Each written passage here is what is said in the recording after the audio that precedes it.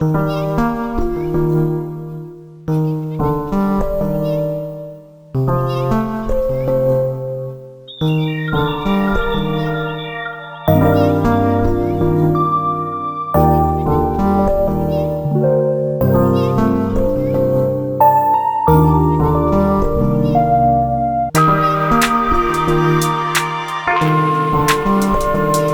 भी बदतर सजा है, घुट घुट के जीना।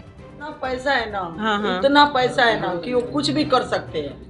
नहीं, पैसा देखिए, पैसा वाला यहाँ बहुत लोग है, लेकिन ये कहिए कि गुंडे लोगों से कोई भिड़ नहीं सकता है। पैसा वाला लोग कमी है क्या बिहार में पैसे वालों की? तो बाद में हो, उसके पहले भैया प्लीज। मरने के बाद इंगल से मार रहे हैं और मरने के बाद भी उसको मारा जा रहा है। जांच करने के लिए कि इससे बुरी स्थिति और क्या हो सकती है। दुर्भाग्य है कि अब हमारा बिहार किस दिशा में जा रहा है। एक मोहब्बत, उसका दोष क्या था? उसने प्यार करके शादी किया था, निभा रहा था ना। हाँ, कसूर बस इतना ही था। तो माँ बाप अपने बेटी का दुश्मन हुए ना। एक माँ बाप अपनी बेटी का सुहाग उजाड़ा तो माँ बाप की गलती है ना जी। सोचिए वो मतलब दिमाग का दरिंदगी किस हाइट पे समाज का जा रहा है, माता पिता का जा रहा है। बच्चे मर जाए तो मर जाए, बच्चे सुखी ना रहे। हाँ, ये क्या संस्कार है माँ बाप का? ये माँ बाप की गलती नहीं है इसमें। हमारा बच्चा मर जाए तो मर जाए, लेकिन सुखी ना रहे। अरे पैदा करते मार दो बच्चों को ऐसे माता पिता। मैम एक और बात कि इनके बेटी पे अगर ये लोग गाइड कर रहे हैं, उनके बेटे नाबालिग लड़की से शादी की है, इनके भाई जो है भगा इस बात को याद है, तो वो सही इसके किए। दो नाबालिग से शादी, इनके भाई। हाँ, तो देखिए जो गलत है ना इंसान, उसको हर गलत काम अच्छा लगेगा, उसको अच्छा काम अच्छा लगेगा ही नहीं। क्योंकि नाबालिग से शादी करना उसके लिए अच्छा काम था, क्योंकि वो ऑलरेडी क्रिमिनल माइंडेड लोग हैं। डेफिनेटली जाहिल भी होंगे, इसलिए क्योंकि पढ़े लिखे बुद्धिजीवी लोग इस तरह का काम नहीं करते, लड़ाई नहीं लड़ते। वो कलम की ताकत से लड़ते हैं, वो गोली बंदूक ना चलाते हैं पढ़े लिखे बुद्धिजीवी लोग। तो जाहिल लोगों की बात ही क्या करनी, ये बताइए। जो जाहिली है ऑलरेडी, उस पर क्या बात करना। और वो अपने आप को कहते हैं कि हम जनप्रतिनिधि बनेंगे, तो ये समाज भी उतना ही दोषी है जो ऐसे जनप्रतिनिधि को चुन के लाता है। अच्छा, कमेंट सेक्शन में लोग ये कह रहे हैं कि ये दूसरी आरती बन गई, ये भी आगे चल के और तमाम तरीके की लोग अभद्र बातें कर रहे हैं। बाद की बात है, ये दूसरी आरती बनेगी या तीसरी बनेगी, लेकिन एक तो चला गया, जो गया उसकी चिंता नहीं, जो जिंदा है उसको भी मत जीने दो। कोई इस पे बात नहीं कर रहा है। लोग कह रहे हैं कि यही गलत है, ये ऐसे कर दी वैसे। गलत क्या है? लव मैरिज करके, कोर्ट मैरिज करके अपने ससुराल में इज्जत से सास के साथ बैठी है, तो गलत कैसे होगी भैया? अच्छा, एक चीज बताइए, आपको इसकी जानकारी कैसे मिली, इस मामले की जानकारी कैसे मिली है? मुझे मामले की जानकारी मीडिया के थ्रू मिली, सोशल मीडिया। आपको नहीं लगता है कि तमाम नेता, मंत्री, विधायक, सत्ता शासन के पास इसकी जानकारी मीडिया के माध्यम से अभी तक पहुंच गई होगी? डेफिनेटली पहुंची होगी। आप कहां से अभी चल के, कहां थी आप जब आपको जानकारी मिली? दिल्ली में थी मैं। दिल्ली से आप चल के आ गई, लेकिन यहाँ के आसपास के जनप्रतिनिधि, विधायक, सांसद कोई अभी यहाँ नहीं पहुंचे। इस पर क्या कहेंगे? मैं क्या कहूँ इस पे? चुन के लाया इन्हीं लोगों ने, इनके ही लोग हैं। एक बार वोट को बायकॉट करो, फिर देखो कितना मजा आता है। क्यों हम ऐसे जनप्रतिनिधि चुनते हैं जो हमारी मदद के लिए नहीं खड़े रहते हैं? इन्हीं का दोष है। ये अपने कर्म का भोग भोग रहे हैं आगे समाज के लोग, उसमें हम क्या दोषी भैया? हम तो समाज के लिए बने हैं। कितना भी कुछ हो जाएगा, जहां तक सक्षमता है आवाज उठाने पहुंचेगा। आप क्या कुछ कदम उठाएंगे? पहला स्टेप, डीजीपी बिहार को सारा, यहाँ से जाते ही डीजीपी बिहार को लेटर जाएगा कि अभी तक गिरफ्तारी नहीं हुई। जो मेरे सीमा क्षेत्र में, बहुत साधारण महिला हूँ और महिला विकास मंच बहुत साधारण टीम है। ऐसा नहीं कि बताइए वो मधुबनी से आई है, वैशाली से आई है, तो सब लोग आया ना दूर दूर से चल के। ये महिलाएं हैं, अपने जेब का पैसा लगा के आई है। किसी ने पैसा लिया क्या यहाँ आने के लिए? हम अपने पैसे से आए। और ये जनप्रतिनिधि को सरकार पैसे देती है, ये थाना को सरकार पैसा देती है, अपने जेब से भी नहीं लगाना, तो ये ड्यूटी भी सही से नहीं कर पाते, तो क्या ही बोलेगा इंसान, बताइए। तो तकलीफ है। बाकी जनप्रतिनिधि अभी तक यहाँ पर इन्हें सुरक्षा प्रदान नहीं की गई है, तो जल्द से जल्द ये कोशिश कैसे करेंगे आपकी इन्हें सुरक्षा मिल सके? बस फिलहाल अभी सुरक्षा, अभी महिला विकास मंच इस घर की सुरक्षा, इसके अंदर जो लोग रह रहे हैं अभी, उनकी सुरक्षा के लिए डिमांड करेंगे। उसके बाद तुरंत डीजीपी, अभी मैंने फोन भी लगाया, आप देख रहे होंगे, लेकिन फोन लगातार बिजी जा रहा है। मैं तुरंत डीजीपी सर से बात करूंगी कि सर वहां पहले सुरक्षा प्रदान करें, सुरक्षा देने के बाद आगे की बात उसके बाद होगी। भी 7 महीने की प्रेग्नेंट है। डेफिनेटली वो पता है कि प्रेग्नेंट है वो 7 महीने की। मतलब आप ये सोचिए वो कैसे माता पिता होंगे, एक छोटी सी रंजिश की वजह से अपनी बेटी का ही सुहाग उजाड़ मैम उसके दिया। बाद वो लोग कह रहे हैं फोन करवा के कि मैंने आपको बेटे को मारा, आप मेरी बेटी को मारिए, बदला हाँ खत्म हो ठीक जाएगा। है, ऐसा बोल रहे हैं वो लोग। हम कह दे कि हम आ रहे हैं आपको मार देते हैं, तब कितना मजा आएगा। नहीं, बोल रहे हैं उन बीच लोग, चौराहे पे बोल खड़े रहे हैं करके वो लोग, पत्थर से बोल सर रहे हैं, फोड़ वो देंगे। लोग उनके पिता और भाई को। चलिए, आज शशिकांत भाई बीना जी आई विशेष रूप से, खास तौर पे आज पीसी का प्रेस कॉन्फ्रेंस का आयोजन आपने किस लिए किया था? अब बधाई वो आई हुई हैं, उनसे हमें काफ़ी अपेक्षा है। हमने सुना भी है कि जहाँ भी जाती हैं वो न्याय करती हैं। देखिए इसमें क्या होता है, बाकी सब तो हम आपको बता भी चुके हैं घटनाक्रम के बारे में, घटना के बारे में। बाकी जो भी प्रशासन द्वारा किया जा रहा है वो समझ में मुझे नहीं आ रहा है, सही में अभी कंफ्यूज करने वाला है। क्योंकि अपराधी जो हैं खुला घूम रहे हैं, लगातार फायरिंग कर रहे हैं, आतंक बना रहे हैं।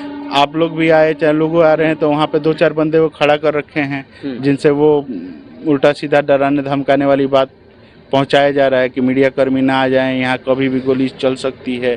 और रियल में 3-4 दिन से चल भी रही है, रात है ना। ये नहीं कि थाना के संज्ञान में नहीं है या हमारे मुखिया के संज्ञान में नहीं है, सबके संज्ञान में है यहाँ पर। बल्कि मीडिया कर्मी कुछ लोग अभी 2 दिन पहले मौजूद थे, उनके सामने गोलीबारी हुई, वो भी 1-2 नहीं 7 फायरिंग हुई। तो देखिए हम जिंदा हैं कि मर जाएंगे वो तो हम आपको कंफर्म बता भी नहीं सकते कि कल आप लोग आए तो क्या पता चले कि हमारे यहाँ कोई इंटरव्यू ये देने वाला नहीं है। हालात ये है भैया, गांव के लोग सब लोग डर गए हैं। हमारी स्थिति देखिए, हमारे आंखों के सामने हमारे भाई को मारा गया, हम लोग मरते मरते बचे हैं। अब इससे ज़्यादा क्या हो सकती है। बिहार में लोग कहते हैं, हमने भी सुना है कि नीतीश सर बोलते हैं ये है वो है, दारू बंद है, भाई है। अरे ये सब दारू माफिया तो है सर। आंखों के सामने भाई की हत्या कर दी गई। भाई की हत्या के बाद मुख्य जो आरोपी हैं उनकी गिरफ्तारी को लेकर क्या अभी अपडेट है आपके पास? भैया मुख्य आरोपी जो हैं खुलेआम खुला घूम रहे हैं, दूर नहीं गए हैं, आसपास के गांव में हैं, जैसा कि लोग हमें बता रहे हैं। हमें ऐसा प्रतीत भी हो रहा है क्योंकि देखिए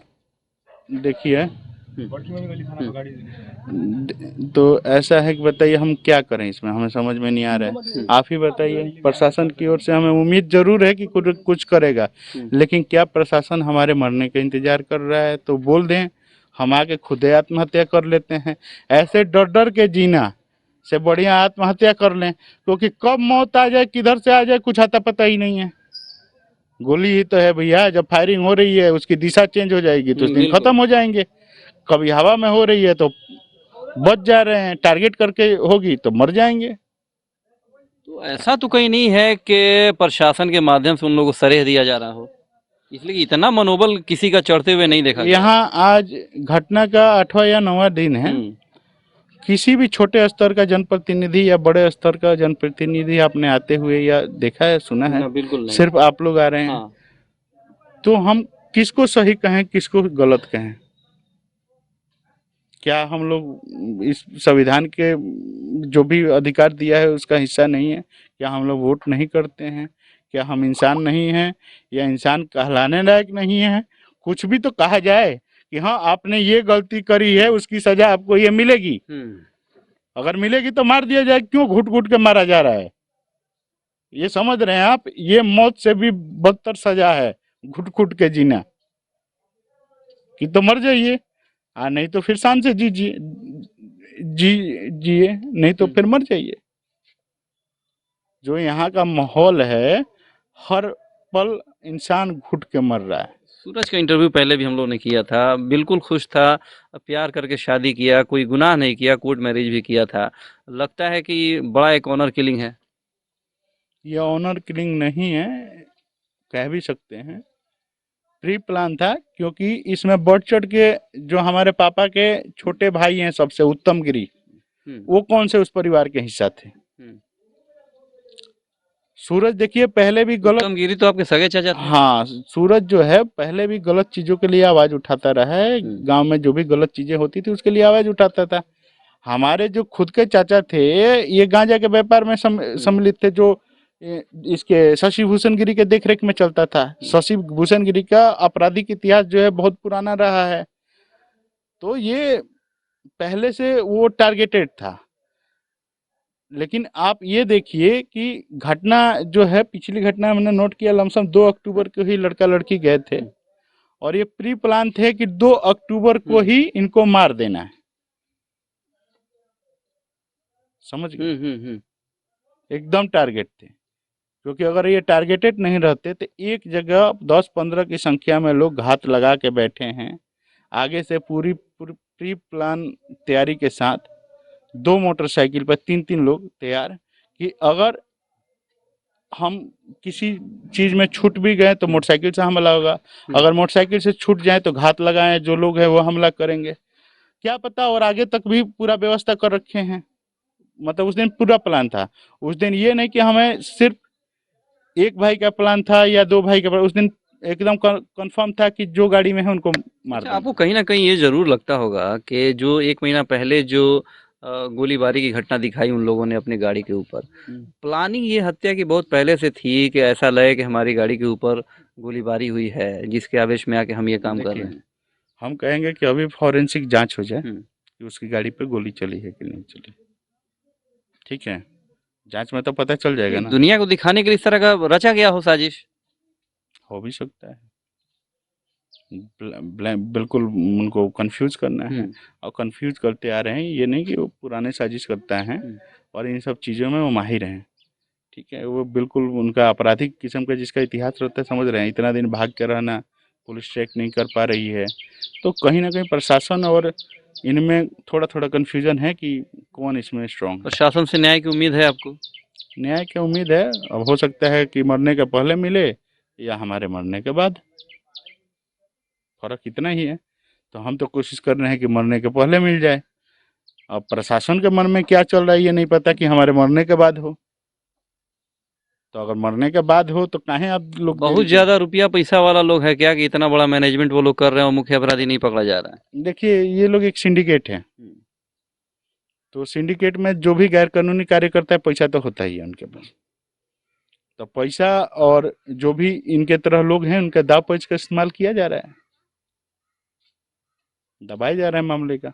अभी तक का सबसे सुस्त अगर मर्डर केस हो इस थाने पे, जो बेचारे हम कहते हैं कि किसी के साथ भी नहीं हो, वो ये केस रहा है। इसमें आप कहीं भी जाइएगा तो थाना पे जाइएगा तो थाना पे कुछ भी आपको मिलेगा नहीं इसके बारे में कि कुछ हो रहा है या नहीं हो रहा है।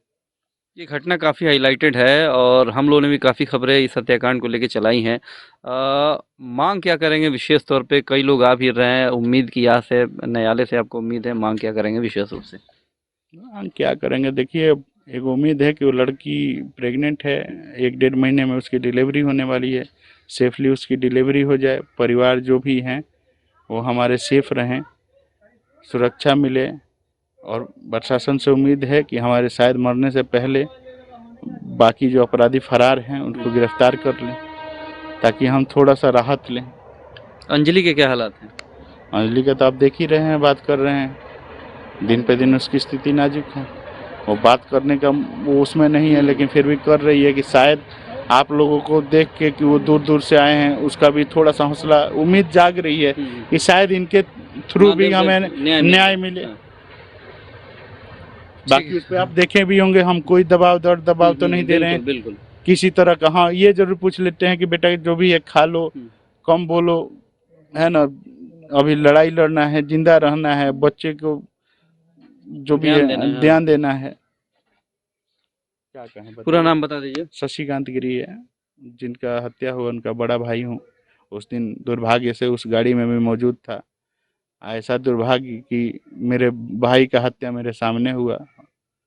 मुझे तो लगा कि हमारे दोनों भाई मर गए हैं, लेकिन हम दोनों भाई का ऐसा दुर्भाग्य है कि हम दोनों भाई के सामने भाई छोटे भाई का मर्डर हुआ और हम तमाशाहीन बने देखते रहे।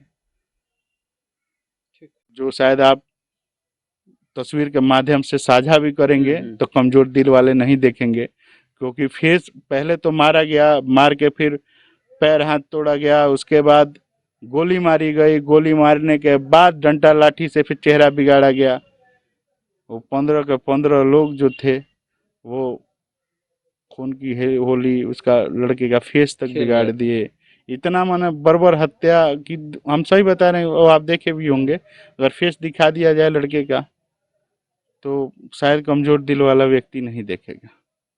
उस दिन जो अपराधियों में कुछ थे, जिनके जो सूत्र मन जो अपराधी ही हैं, उन्होंने स्टेटस भी अपना लगाया था, 2 अक्टूबर याद रहेगा ना।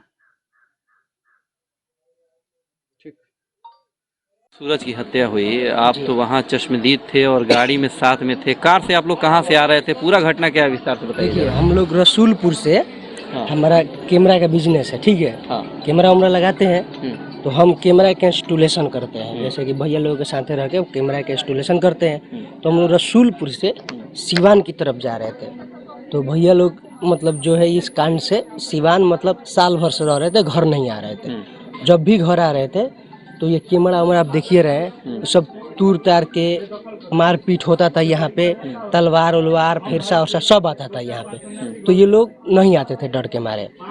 अब हम लोग उस दिन गुजर रहे थे, अब कोई साजिश था, कोई एथी था, कोई खबरी था जो खबर दे दिया कि ये लोग इधर से जा रहे हैं। अब हम जस्ट टोल टैक्स पार किए, टोल टैक्स पार किए तो हमारी गाड़ी तो स्पीड होगी नहीं कि हम चला के भाग सकते हैं। टोल टैक्स पे आदमी स्लो हो जाता है। तो हम टोल टैक्स पार किए और जस्ट इस अपराधी को घर को हम आगे आए तो हमारे गाड़ी पे पत्थर का प्रवाह हुआ, पत्थर चलने लगे हमारे, चलने लगा। पत्थर चलाने में? पत्थर चलने में कम से कम 12 से 14 लोग थे। अच्छा।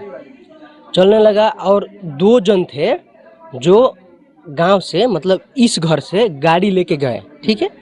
मतलब एक गाड़ी पे 2 जन थे, 2 गाड़ी से गए, एक गाड़ी बरामद भी हुई है। उसके बाद आगे जाके सीधे हमारे गाड़ी में मारे और उसके बाद से पाइप से हमला करने लगे। आप गाड़ी भी देख सकते हैं, गाड़ी की क्या हालत है। उसके बाद जो हमारे भैया थे वो गाड़ी चला रहे थे, गाड़ी के बैलेंस बिगड़ी और खाते में ढुल गई गाड़ी हमारी। गाड़ी कौन चला रहा था? गाड़ी चला रहे थे हमारे रवि भैया। अच्छा, तो गाड़ी जो है वो खाते में ढुल गई।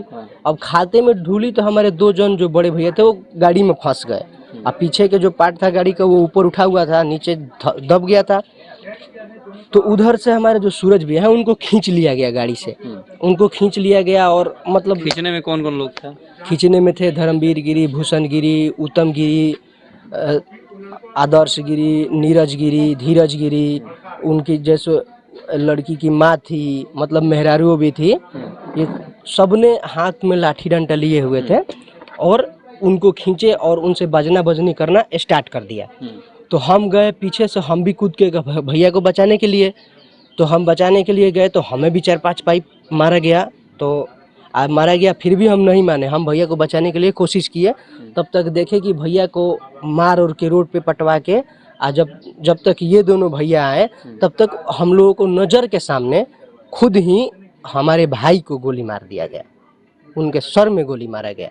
गोली मारते वक्त भूषण गिरी, उत्तम गिरी कह रहे थे। पिस्टल किसके हाथ में था जो गोली मारा? जो पिस्टल तो तीनों के हाथ में था।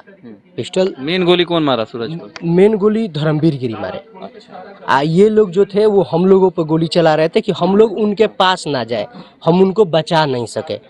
और यही उनका कामयाबी आ गया कि हम ना भैया के पास गए और ना बचा पाए। और बाकी आप लोग तीनों आदमी फरार हो गए? नहीं, हम लोग तीनों आदमी फरार नहीं हुए। जब हमारे रवि भैया पे गोली चली और वो उधर फाने खाने में, तो मुझे लगा कि उनको भी गोली लग गया। तो जब गोली लगा तो हम दौड़ दौड़ के थाना पे गए। थाना पर जाके हम थाना से बोले, थाना आई तब तक अपराधी भाग चुके थे और मेरे भैया जो थे सूरज भैया, उनकी हत्या कर दिया गया था पूरा बेरहमी तरीके से। मतलब उस समय तक मारा गया था। जयराम गिरी थे, वो बोल रहे थे कि कंफर्म कर लेना, जो अभी पकड़ाए हुए थे जो 75 साल के उम्र है, वो बोल रहे थे कि कंफर्म कर लेना कि मर गया है कि नहीं मरा है।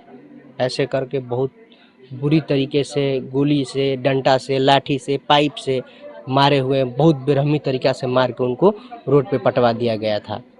उसके बाद हम लोग करे भी तो क्या करें, पुलिस आई, हम लोग ले गए, अपने भैया को नहीं बचा पाए।